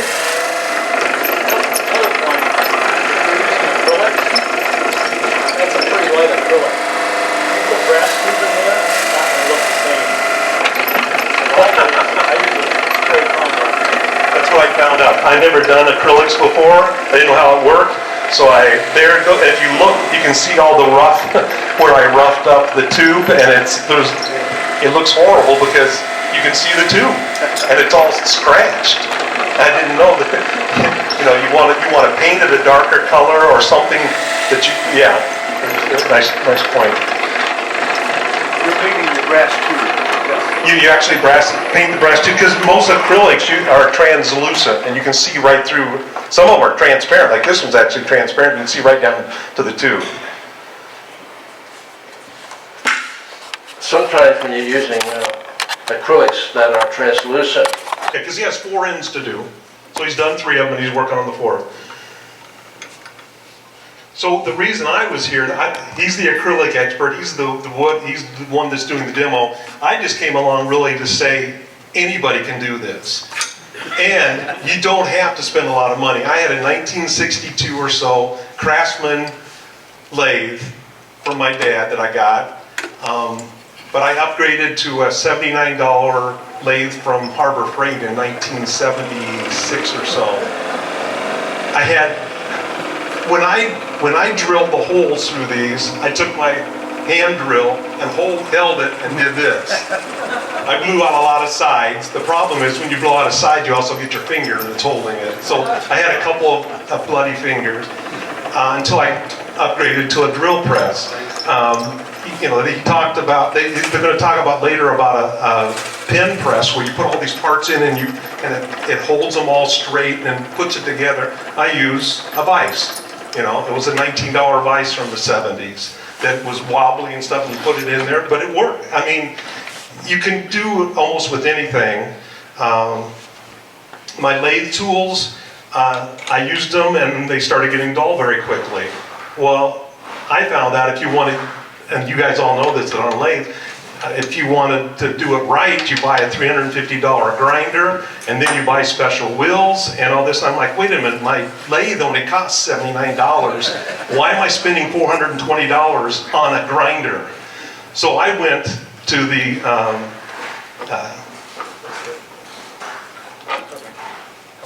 the carbide tools, not because it cut better, well actually it cut better because my other ones were so dull, I was chipping them and blowing them out. And the carbide, you just turn it, 4 times to the square one, and take it off and just get a little diamond file, and it's smooth, it sharpens it right back up. So you can do it very, very cheaply. I used to just give people pins. You can buy things like tubes to put them in. You can buy gift boxes to put them in. Well, what I found out is my wife had extra, just spare material that looks like denim real nice. I just drop a pin in that. She sewed it all up, and I drop a pin and say, here's your pin, and there's your gift, container to take it in. You can do it very, very cheaply if you want to. Inexpensively. We don't. Inexpensively. We're woodworkers. Yeah. When I started, I used a lot of wood for my backyard. This is from my sister. She had a pecan tree that she had to cut down, and so this is pecan, and I was going to make a pin for her from that. Up north, there's a whole bunch of spalted wood lying on the ground in the UP where the cabin is, and so I would get these pins. Where's my here like this? And you guys all know what spalted wood. It's really cool looking, and it's free. One of my favorite, very, very favorite ones is this one, and it's a corn cob. And that's one, Berg doesn't like CA glue, but you have to use it for this. It's so soft and punky that you put CA glue on it and let it harden, and then you take your tool to it and start cutting away, and then you have to put some more CA glue on it. And it's really, really cool. I guess I can pass it around. The pattern on it, and a lot of people who don't know wood at all go, what kind of wood is that? And a lot of people do it, and it feels like a wood, but it's just a corn cob. Deer antler, this is from my cousin. He hated them because every year he'd be driving his tractor with $3,000 tires, and these would get stuck in them and ruin the tire. And he would just throw them away, and I'd say, hey, can I have that? And he said, sure. And here's a deer antler pin right here. It's a very, very interesting grain to it. It's really nice. If you have almost everybody sometime has made a cutting board, and so I just use some of the cutting board leftovers and would make different color pins, striations and things from those. So you can get it from friends or wood shop stores or online. We've talked about wood, and you've talked about the olive wood and all the little special things you have on that, and spalted wood, acrylic. Here's a Corian pin. To me, it looks just like marble. And it took me about 2 years to start on this because I'm not going to ruin my tools. And when I started cutting, it was just like butter. It's beautiful. There's no fibers in it or anything. It's just really, really nice to work with, I think. And then, of course, the antlers, the corn cob. Once you have a pin, then you have to think, okay, what am I going to, here's a a medical emblem that you put on for the clip, or a golf club. There's some that the entire pin looks like a bullet. Oh, and there's some, and he has one here that's a shifter. When you want to push your pin down, instead of just pushing it down, you take a little shifter and shift it down. When you get the ink cartridges, they'll go inside there. And the ink cartridges, if you buy most kits comes with the ink cartridge in it, and the tube and all the mechanisms that you need, and the tip. Let me see on here. They have a tip on it and an end on it. And the end holds your clip. So everything comes in the little kit except for whatever you're going to make your wood or your. So. Can you get replacements? Okay, that's the next thing I have is that I have tubes. I've got a few refills here, and one of the things when I give a pen to someone or sell it, I say, look, when you run out of ink, look, here. Let me use this one. Do this. All you do is pull on it. And there you take it out, you put a new refill in, push it back together, and now you got a new pen, okay? But Cross and Parker both make replacement inks, so you can get a better head on it and better running inks. So Cross definitely makes it for every pen that we've got out here. Okay. And of course, not only that, but there's fountain pens. Yes. There's ballpoint, there's roller ball, there's gel writers, there's roller ball, there's all kinds of fountain pens. Question? Two questions. How do you line up the holes in the antler between the two halves? When you, It's not round, so you can't do it in a lathe. yeah, so what you do is none of them are round. These aren't round. Once you drill a hole in it, you put your bushing in it, they slide onto that mandrel, onto a rod, and it's held there. And then when you cut them down, they're aligned. Yeah, but the antler is irregular, right? Yeah. Oh, the antler's all you need to do is make sure that there's enough, when it curves, like I don't have any, that curve, it'd be very difficult to drill a hole in that and not blow out a side. All you need is enough material on it that you're going to cut down and it's going to be that perfect shape. See, I don't know if you can see that, that's pretty much, it's got a bow in it. Yeah. Well, all I do is I cut more off this end and this one and not as much in the middle, and it becomes cylindrical, and it just matches up perfectly. Okay. Second question. Okay? Do you need more antlers? I have elk antler and deer antler, but I could use more of any antler. And I know a lot of people just like, oh, there's deer antler all on my back, 40 or whatever, and I'm like, oh. Actually, what was interesting is try finding corn cob around here. I'm used to giving it to, you could buy bushels and bushels. Well, you could go to the bird feed store or just a regular farming store, and if you want to buy like 5 bushels of corn, it's like $50 or something, because they think you're going to feed the birds with it. I'm like, I just want the corn cob. And it took me forever to find, and it's about 120 miles north of here. You can stop and you can get a 5-gallon bag of it for $8 or something instead of 50 like you down here. Next fall I will bring you some. Okay, cool. As you know, Dwayne does not like to talk. He is a recluse, an introvert of the highest order. But I can't accelerate my facet here. No, you're supposed to be doing things and telling me while I... Okay, so I'm just boring everybody. Well, you probably are. Thank you very much. But you can see how there's 2 pieces here now. And one could be round, one could be square or oblong. It doesn't matter what your shape is, because we're going to, go ahead. Oh, you have something to say? I'm just bring in position here. Okay.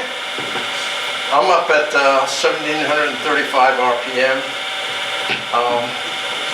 One likes to go a little over 2,000, right? Start. Go slow. Yeah. I go as high as 2,600, but that means I had to change the belt, so it works fine. In the Lee Valley video they have on pen making, they said, yeah, we like to go at the higher speeds, but it will work fine at any speed. Just take a speed that you're comfortable with. And so I'll leave it with that. If you like the slower speed, fine. Most importantly, have a good sharp tool. I sharpened these tools last night. So if it doesn't work, I have to use something else as an excuse.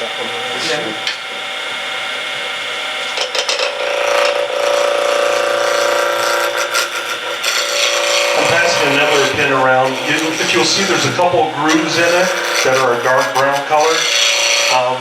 My son wanted to do something special with pins, and just 1 second. And what can you do? What we decided we want to groove in it. At first, I just took the lathe tool, cut a groove in it, but you couldn't see it very well. So what we decided to do was we took some of my old guitar strings and just held it there, and it burnt a groove in it, and it gives you this nice brown. Well, you can see it's as a distinction from birch or from any light wood, and it's just very easy to do. So it's just interesting the things you can do with the different woods, and just play with it. Let me get to you first. So what's keeping the lights tight? These. So they don't fit? It's tightened down, pressure. There's a bushing here and here. You can see the bushing right there. It stops right there. And then there's a bushing right there. And when you hold it down, just the pressure. The pressure on On mine, I don't, let's see which way's he going. On mine has a nut that you just tighten down and it holds against, those pushes the bushings up against your brass tubes. And it holds it. It's always worked fine until, like I said, until the inside broke from the tube. And so you can see he's doing it very quickly here, just taking it off. And the idea is you can do anything with these. You can make all kinds. I saw one the other day that just was like this. All you have to do is make sure that this right here, and here, and there are real close to the bushings. So it can be bigger, but at the bushing there, you can see that you want a nice, most people like a nice flush thing there. When I first started, I didn't like it because it made the pin real small, and so I made them thicker, and people like them, but the woodworkers go, oh, you're not even close to the bushing. So I'm like, I just took a little bit more down. And you can just see how quickly you can have a shape like this, like a barrel. You can put grooves, you can do anything you want to with this. Just make sure these come together, and then you'll see what we do with it after that. Okay, thank you. Because when he was doing that, it looked like the whole thing shifted over, but it was, when he drilled it, there was this leftover material. And all of a sudden it disappeared and it looked like it slid down. Right. Yeah, if you remember, this used to be longer here and here, and as he was cutting that off, all of a sudden, like you said, it disappeared and looked like the thing was sliding. Right. Yes. What's interesting is not only can you make it out of corian, you can make it out of antler, you can make it out of who knows what, you can also make it any shape you want. You know, within reason, I mean, within the parameters of that, you can just go crazy. And it's really fun to work with different things. And like a lot of people have found, this one has wormholes, worm tracks in it and things, and it makes the pin, instead of throwing away, it looks really neat. It makes it like a different piece. So, and as we've said several times, it's really nice because you can put a golf club on the clip or whatever and really personalize it.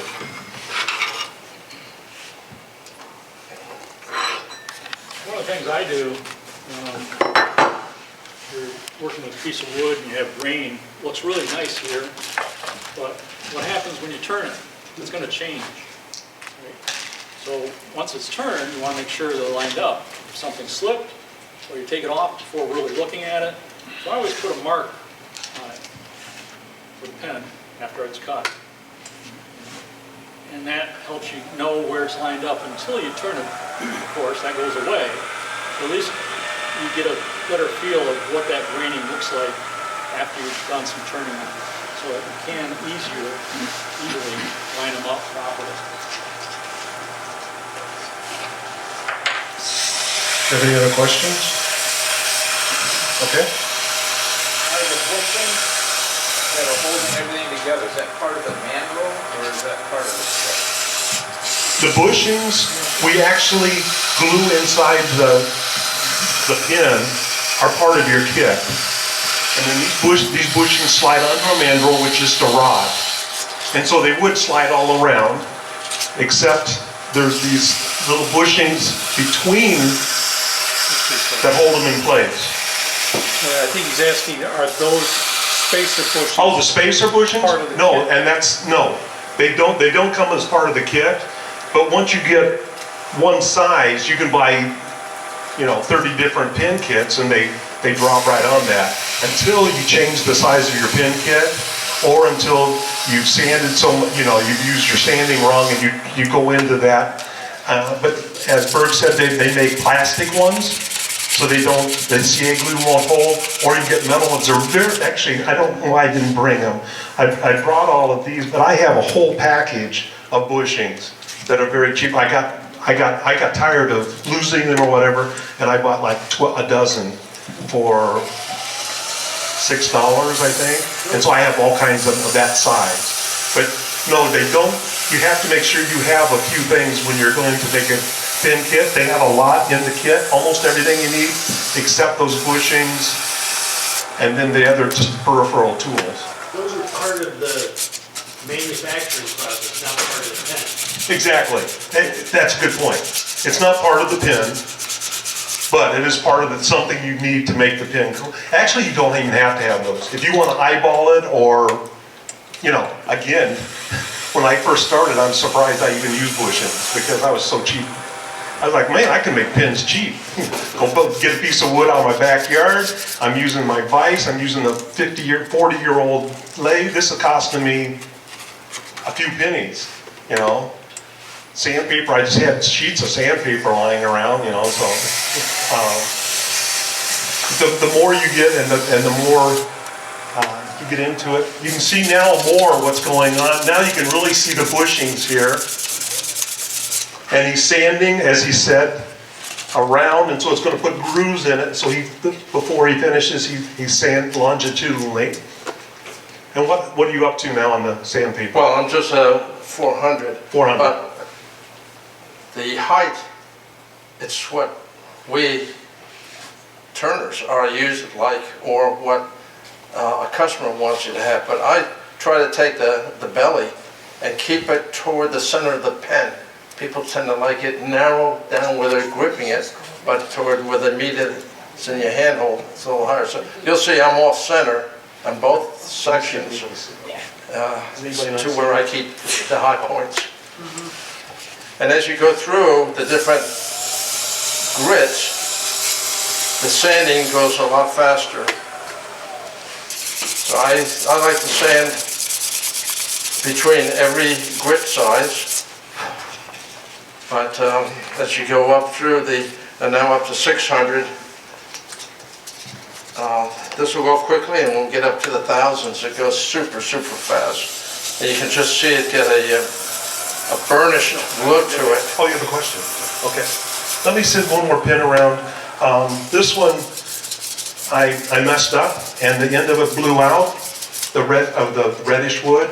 And so all I did was glue another piece on there and finished it up, and actually it changed. I mean, instead of just being a boring red pin, all of a sudden now you have the tip on it is white, and I've actually made a couple of my nicer pins because they blew out. Especially, I don't know if you guys use palm, black palm. I have a piece of black palm here, and I actually despise the stuff. It's like a couple of fibers together with nothing in between. It's just, and so anyway, you had a question. You mentioned a couple of times there's different sizes of kits. Yes. And how does that impact the overall size of the pen? You can see how big that is, diameter, especially compared to the other ones. And so you're pushing, let's see, like this, look how little that is compared to that. So your bushings are going to be, this one's going to be very small, and the other one's going to be very big. And so your inside diameter is bigger. So if you make it, let's say both of them are a 16th over the inside diameter, this one would be this little and the other would be almost twice as big. So it impacts the whole size of your pin, because you can't get down to that small with a bigger bushing. I mean, because you're going to hit that brass tube and run out of removable material. So what are the different sizes? Oh, 5 sizes, there's 8 millimeter, oh, 7 millimeter, 8 millimeter, 3/8, 10 millimeter, and 10.5 millimeter. And there's occasionally a 12 millimeter. That's a pretty big round pin. Yeah. and those are usually called cigar pins, I think. And I don't know if you've seen them. They're real. Those I really like. They're nice and heavy. The thing is, usually the bigger the diameter, the more they cost. Because they're heavier, all of the mechanisms are heavier duty and nicer. And yeah, he has some here that if you look, you should see, these are just gorgeous. They embellish everything in there, all the metal, and so they make it very nice. Slimline pen, so they're very thin. A lot of ladies Yeah, like here's those, so one. they have smaller hands. This is a cigar pen, so you can see the size. That's got a 3/8 tube in it, I think. Or no, it's probably a 10 millimeter tube. And it gets pretty beefy. If you have small hands, that's not very comfortable. And you have to have a mandrel. Is that acrylic or wood? Bushing. Fit your mandrel to Well, match the that. tube, the brass tube has to be a certain size. It's either one of those sizes, and then usually they'll provide you bushings, or you buy the bushings to fit that. And what the bushing does is really, well, it's hard to see on here because there's metal in the way. You need a different mandrel for each one? No, it's all 7 millimeter. So all your bushing, all your tubes, So you're gonna have a step bushing? yes. Or is it wall thickness changes? Both. It's possible, right? I'll take your word. I think both. So now you see how thin that is. But the bushing actually is a gauge to get the right diameter. Yes. Yeah, with the step you do. You just step bushing. Yeah, some you have step and some it's thicker or step or both. Then you can buy disassembler tools. You can actually tear this thing completely back apart once you got it all pressed together. And you're going to see when you press it together, it's really, I mean, it's not glued together or anything. Those things are just pushed together. Just the pressure holds them in it, and they're really held together. But you can take them apart if you have to change something. Somebody, How do you take it apart? They have punches, this right here. punches where you can actually push the parts out of the tube. Sometimes it doesn't work very well.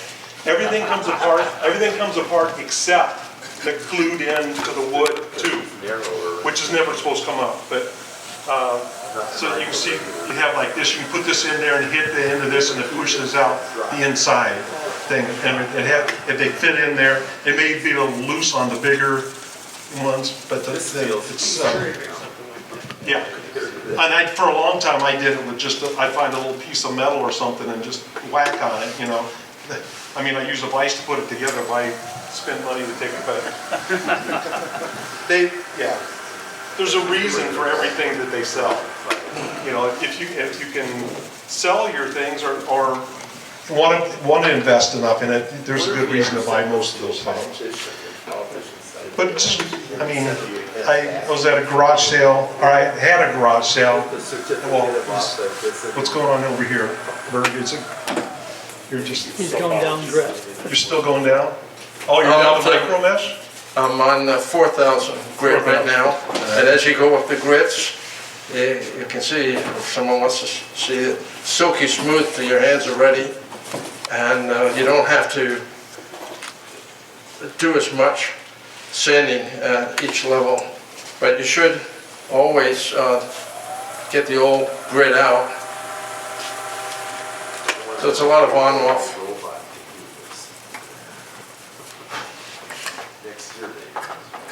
Starting to shine. Yeah, it's starting to shine a little bit without even any polish or anything on it. Just the finish is. It's like a nice. burnish, doesn't it?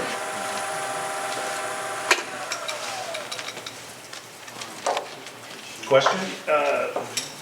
Typical kit cost. The cheaper ones, the slim lines, wow, it used to be $2.99, now they're Down to $6. $3 basically. Especially if you buy them in bulk, you can go on eBay or Amazon and get them. Not Amazon. You can get them on Amazon. Slim line's cheaper than most places, Yeah, but they're cheap. No, yeah, he's your talking about how tips will much. bend on you. Yeah, You get what you pay for. you get what you pay for. Or something So less, there's, right? but there's a big range, but it's if you get those nice cigar ones or something, those are. One guy wanted me to do one for a graduation gift for somebody, and I think the kit of just the guts and everything, and the tips and the clip was $42, I think, for one pin. But it was a nice, big, heavy one. Yeah, I went through the Penn State, that's the one I prefer, because they have a big selection. A lot of other companies do the same thing, some have different products. But I went through this catalog, and they were anywhere from $2.96, the very cheapest slimline pens, up to about $50, $60 in this catalog. There are some well-known people that design pens, and they can go up to $100 for just the pen kit. Well, knowing that you've been doing this a while and you've gifted these things and sold them, what's your preference in terms of, I mean, what's a good quality gift that you're going to give them? I always judge it based on what the person's interests are, because there's so many types of pens you can do. There's animal pens, there's golf, all the sports. They even have pickleball pens now. There's just such a big variety, religious pens, just plain old pens. So I always base on what I think that person would be interested in, and also how big is their hand. That's one of the key things. Did you mean what would it cost to get the kit or something you'd be? Yeah, I'm just thinking, the time and labor you're putting into this thing to hand out a piece of junk, I'm not interested in that. Well, you buy the pen kit, and you have to have a blank. Right. Okay, depending what kind of blank you get. They're typically around $5 to $15, depending on what you're getting, exotic woods. As far as time for you to make it, an hour and a half to 2 hours at most, probably. I put over some time Yeah, to let the stuff dry. What And I do is, the night before I want to turn it, I'll glue it up, and then the next day, I know that glue is dry, and again, from that point on, it's an hour and a half, depending on the material you're using, because sometimes it gets in there. But an hour and a half to 2 hours is more than enough time. Okay, let me intercede here. What are you typically selling them for? Well, I sell to friends, and I'm not the kind of. Well, I don't have any friends, so I sell at any price. that's a lot like asking somebody how much they sell their bowls for. Well, no. Some people expect them to come, well, I can buy a bowl from Walmart, the wood bowl for what, $7? And then some people will say, this is $150, and people won't even blink an eye at $150, $200, $300. So it depends on who you're selling it to, and I mean, that's a really open-ended question, or a loaded question you're asking, because you can get a really nice pin and people go, oh, I'll give you $10 for that, and you're like, excuse me, it was $30 just for the guts of it. So, but it also depends on what you're going to make it out of. And I go to the next. By the way, these pens that we're having today, when I make them for the OPC, which you've heard used in their gift shop, they get $25 to $30, depending on what material. Okay, that just gives you a range. I just finished putting on a sealer from my lens. Now we're putting on the friction. And what I do is I make a groove where I'll put 6 coats of this on. And why do I have the little containers? Because I'm not going to pour from a big container, but I wanted you to see what they look like when you buy them. And with the groove, it's a place where you can take your drops, not that much that you have to put into that groove. And then you put it onto the pen. This is the groovy part. Yeah, you got it. And then you squeeze it good and tight. And you want to feel that start to burn your fingers. You have to get that hot, because what's it doing? It's melting the waxes into the wood, filling the pores, and giving a nice finish. And you know you've got it when you get that done. And I run, right now I'm doing this at about 900 RPM. I'll go higher than that. The first one was called a sealer. What was your name for the second? I'm sorry? The first one was the sealer. The second one, what do you call it? Yeah, the same. This is a Friction polish. This is a friction polish that you're putting on there. And you'll do, in fact, I'm going to pull it up just a little bit. And we'll put 6 coats on that. What's interesting is, the next part after this, after he finishes this, we have to assemble the pin.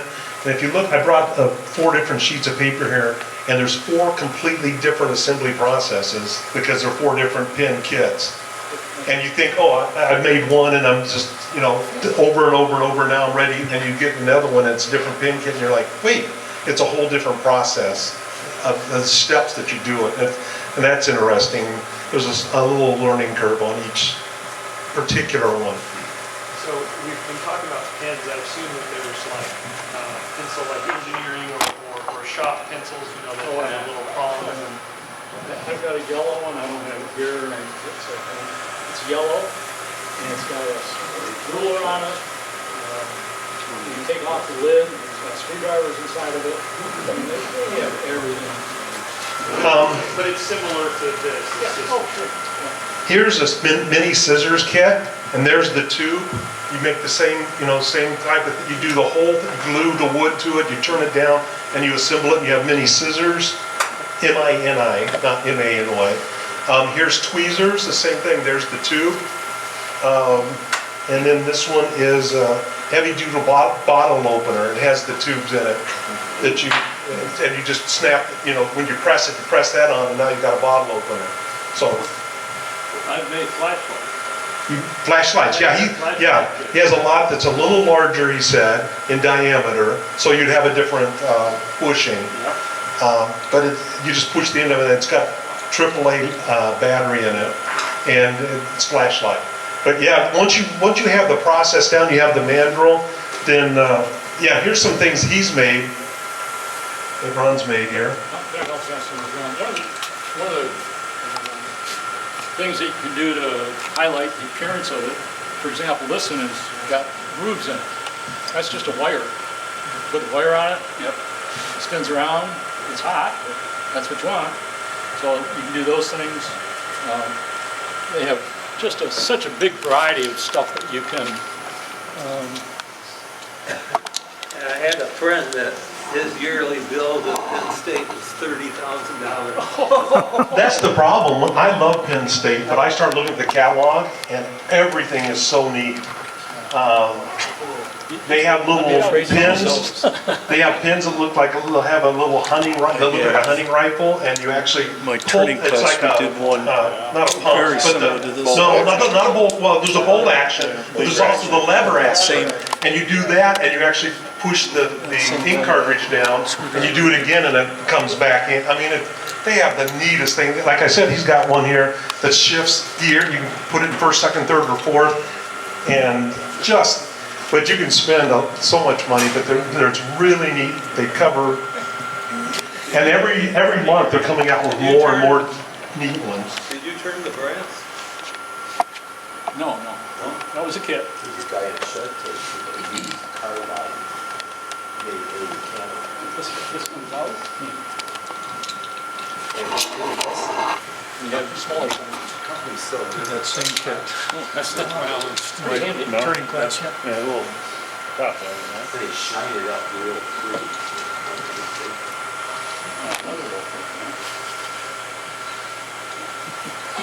So if you're interested in getting into this, you don't have to buy the stuff we're showing you. For example, if you want to square your ends, if you want to square your ends, You're just going to be lengths. learning. All you need is that. Mistakes. And you just put And then you. blank with tube in it, Right. What's the and you just fire up your grinder, until it gets out of the brass. Pretty cheap.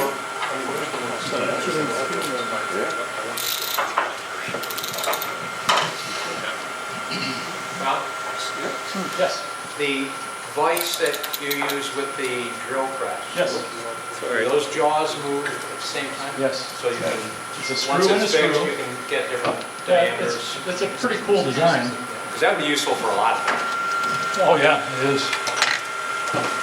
Like I said, I'm making wheels for my toys that are circles. I gotta drill a hole in it. But when you turn this is forcing this jaw to move out. And there's a screw inside here that pulls this jaw out. So that's how they go together. It works really well. Where's that from? This, I think, was Penn State Energy. Ron, About again, that. what's the name of that in press? What's the name of, oh, Ken Vice?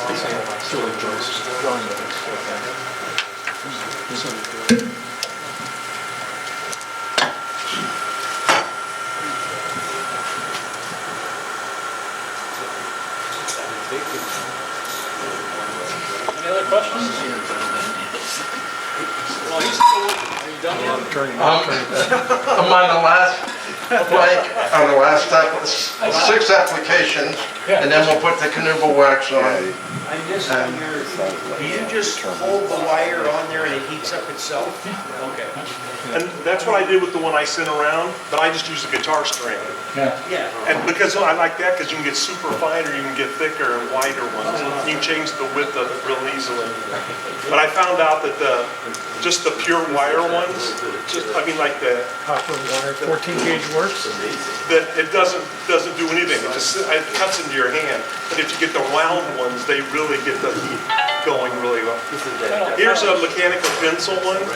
Whoops. Oh, that's what happens if your kit isn't quite right and it didn't fit the tube. It was actually, I've had a couple, this is one, and one other one I had, I tried to put it together and it would not go together. They'd made the tube, no, they made the inside mechanism go in too big for the tube, and when I did it, it actually forced the brass, expanded the brass tube a little bit and cracked the wood.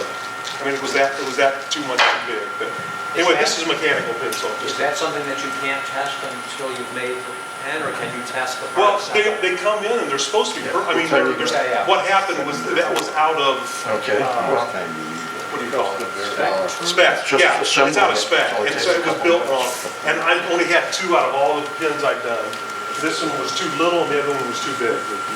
But this one was so little that you can see that it just, I could pull it out of the tube, and it's supposed to be pressed in there where it doesn't come out, unless you take that other instrument and drive it out. So the first time I tried to put grooves in a pen, I had a piece of wire and went away with it, and all of a sudden my fingers started burning. So I bought that. It's got 3 different sizes. You know, just there's so many different things that can make it easier for us. For Micah, Formica? yeah. Little sample, you picked up They use the, stores. yeah, they'll take the edge of it and burn it into, So now if you want to look over here, he's taking it apart. Can you show him everything on the man, here, it just comes out, doesn't it? Well, yeah, disassemble it, then I'll take it out. Well, I was going to show him on the mandrel. Oh, you drive it. It's easy. Yeah. You reach a certain age. Wait a minute. Power of persuasion. So I just wanted to show you that, because some of them don't know. Okay. Now, there's a knurl knob that you can put on this end, but when you use the manual saver will rest on the mandrel tube, and you can compress everything so you don't warp the mandrel. You put a straight vertical pressure, and it works very well. So anyway, that's what it is. Now, we're ready to do the assembly, but I just wanted to share, well, I made a little device recently. So I could take these two parts, and I take them off of the mandrel, I put them onto this unit, and then I can take the buffing wheels, and I can go up and down, horizontal. I don't lose it, I don't get my fingers caught in there with any of the abrasives on there. So I have found that works very nicely for me. Just in case anybody wants to use it. Some people try to hold their fingers and they lose it and it flies off or whatever. This is very secure, okay? So now we do the assembly, and you can use your press again, or I have the same concept that's used on the lathe. And what I found out the other day was that I can accelerate the process.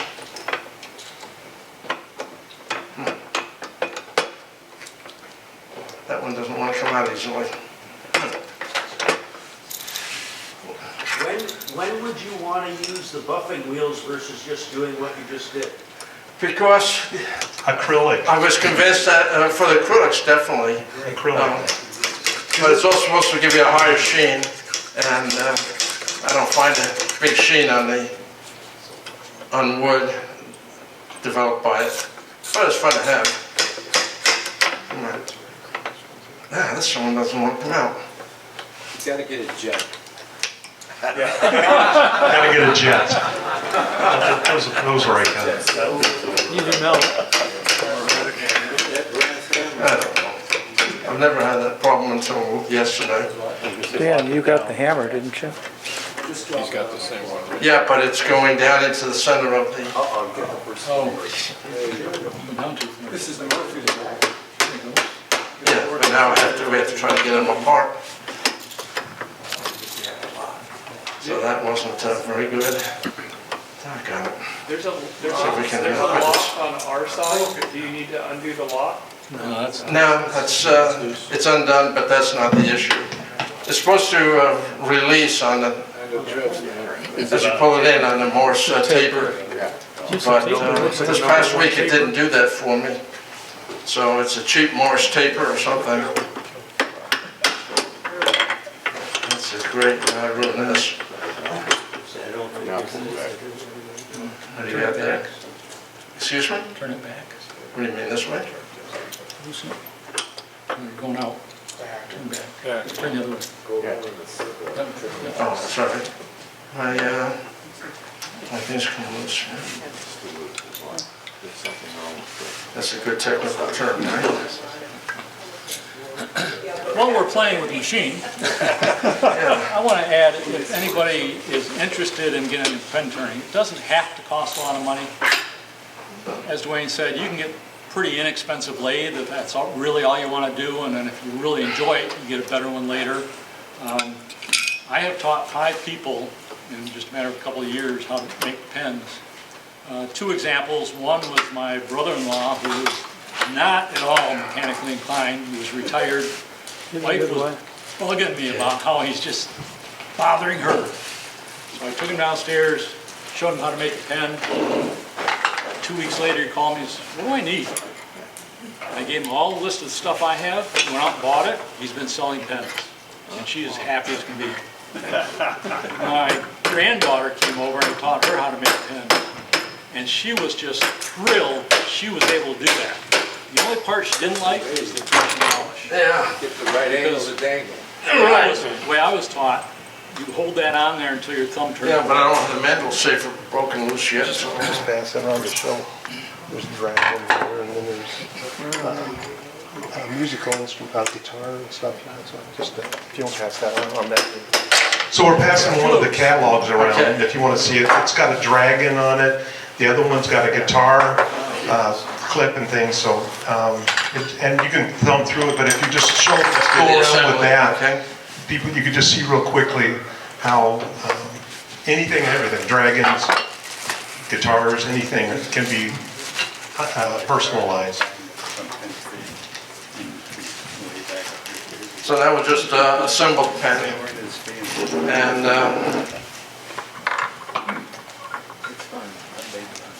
the same thing you have with your drill press applications.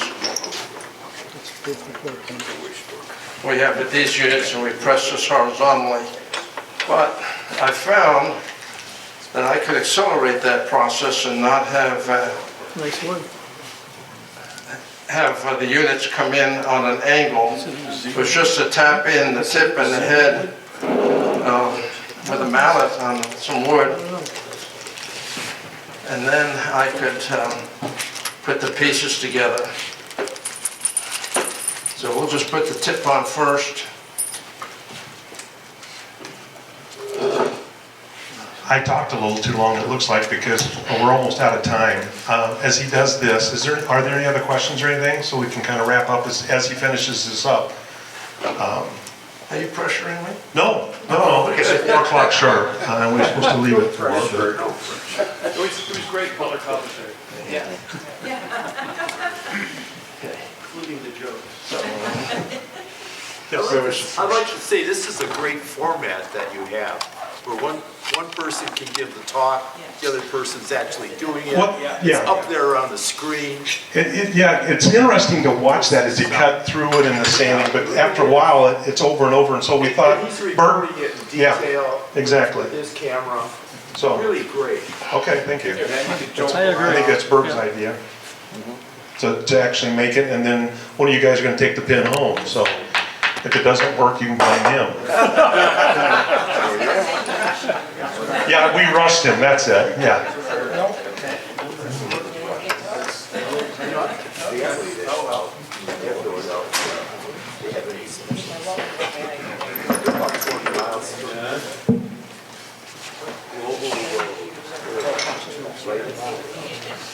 So it's just a couple steps. You put the tip in first, then you put in your transmission, or you call it the mechanism.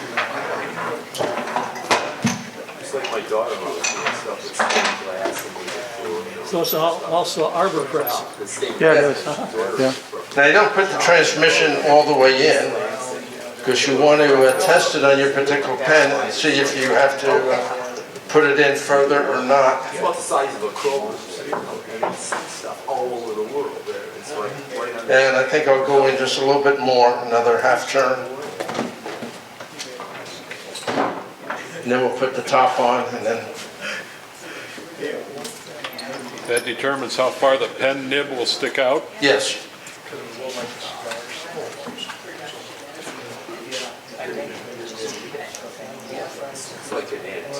And then we'll put the collar on, and then I'll put the top piece together. Okay. And then,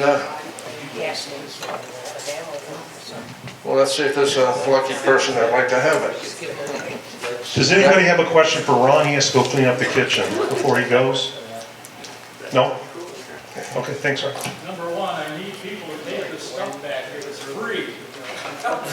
There's a lot of free things back there on the tables, so take a look at those and take them with you.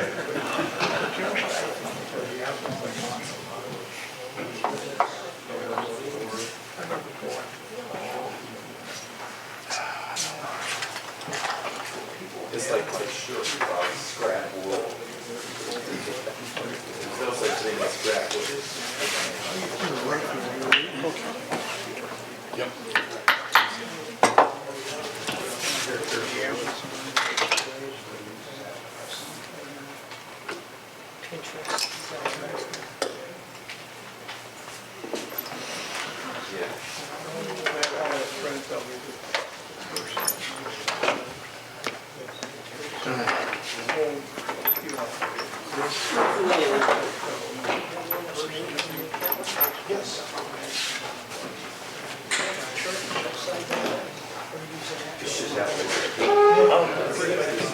I turned it on, it was just made it physical.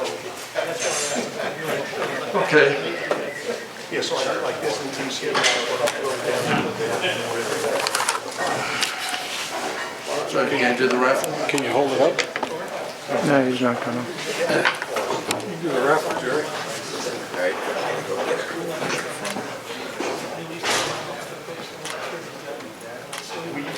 Thank you.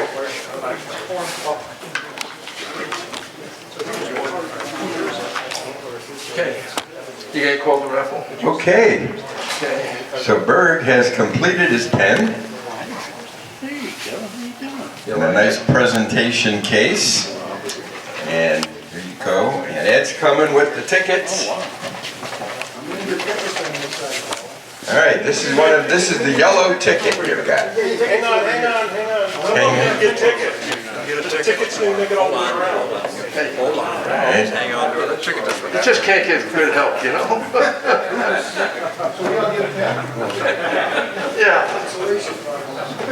Send me an email. What's the holdup here?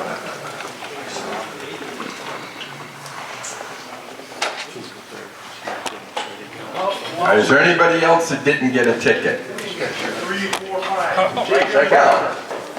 And you got another one? You got All right, well, we got to move pretty quick here, folks, because we're Bird, I have a question. but make sure everybody's got a ticket. Yes.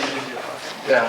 One bottle came off of here, one came off of fiction, but you know, you don't have to take a big thing like that to put a few drops on the cork. So. I just didn't know what 000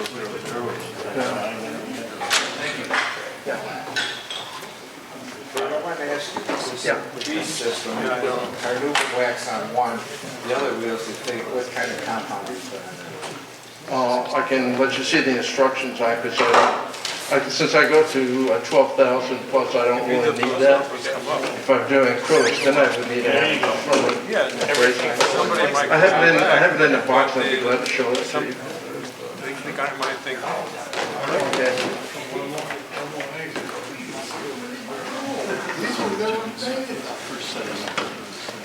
yeah, I thought about thinking too.